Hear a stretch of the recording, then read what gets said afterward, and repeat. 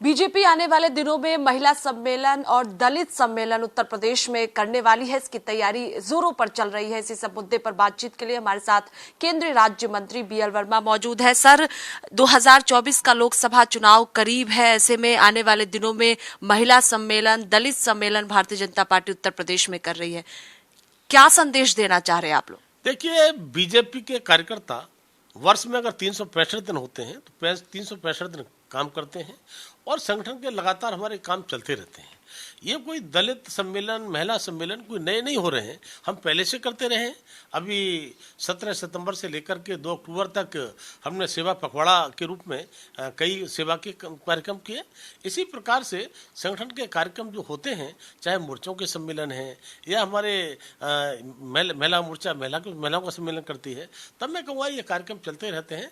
इसमें कोई नया नहीं है। बीजेपी ही एक ऐसी पार्टी है जो लगातार बीजेपी कार्यकर्ता 365 दिन काम करते हैं और जो काम मिलता है उस काम को पूरा करते हैं। क्या वोटरों को साधने की कोशिश अभी से आप लोग कर रहे हैं? क्योंकि अभी वक्त है थोड़ा सा, 2023 चल रहा है, 24 में चुनाव है। महिला वोटरों के बीच आप जा रहे हैं, दलितों के बीच आप लोग जा रहे हैं। देखिए, वोटरों की साधने की आवश्यकता इसलिए नहीं है, वोटर तो ऑलरेडी सधा हुआ है।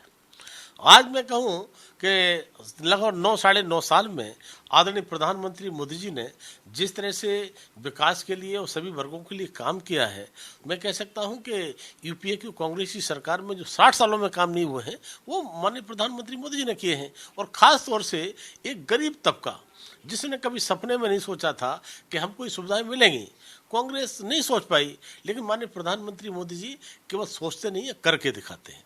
तब मैं कहूँगा कि जब समय 2024 का आएगा तो 2019 से भी ज़्यादा प्रचंड बहुमत के साथ आदरणीय प्रधानमंत्री मोदी जी फिर से प्रधानमंत्री बनेंगे। आखिरी सवाल है कि समाजवादी पार्टी के राष्ट्रीय अध्यक्ष अखिलेश यादव कह रहे हैं कि पीडीए जब से बना है तब से बीजेपी घबराई हुई है और इसीलिए आप लोग दलितों के बीच में पहले से ही पहुंच रहे हैं, महिलाओं के बीच में आप लोग पहुंच रहे हैं, लगातार सरकार पर सवाल भी उठा रहे हैं। ये अखिलेश यादव को अपने गिरेबान में झांक करके देखना चाहिए कि वो नए नए गठन करते हैं, नए नए समझौता करते हैं, उन समझौतों को तोड़ते हैं। वो कब क्या बनाएंगे वो अपने लिए देखें, लेकिन भाजपा लगातार काम करती है। तब मैं कहूँगा कि आज ओबीसी के हितों की बात चल रही है। ओबीसी का हित किसने किया है? ओबीसी का उसमें हमारी समाजवादी पार्टी से लेकर के लालू यादव की पार्टी से लेकर के सब उस पार्टी में जो केंद्र की सरकार में यूपीए के में रहे हैं, लेकिन कभी ओबीसी के हितों की चिंता तो उन्होंने की नहीं। अगर ओबीसी के हितों की चिंता की है तो आदरणीय प्रधानमंत्री मोदी जी ने की है।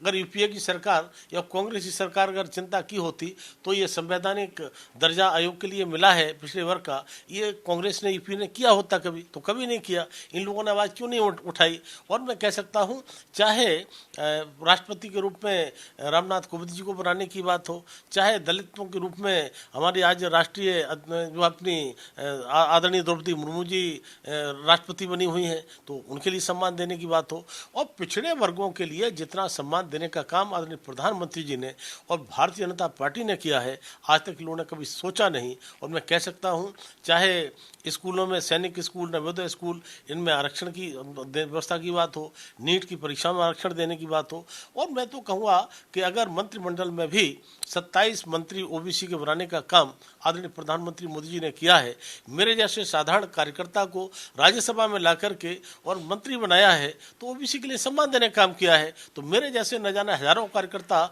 इस प्रकार के हैं जो आदरणीय प्रधानमंत्री मोदी जी और भारतीय जनता पार्टी के हमारे शीर्ष नेतृत्व ने आगे बढ़ाने का काम किया है। और आने वाले समय में भी मैं कह सकता हूं, भारतीय जनता पार्टी और आदरणीय नरेंद्र मोदी जी प्रधानमंत्री के नेतृत्व में ही ओबीसी का कल्याण होने वाला है। बहुत शुक्रिया बातचीत के लिए। कैमरा पर्सन रोहित के साथ स्वाति पाठक, भारत समाचार, दिल्ली।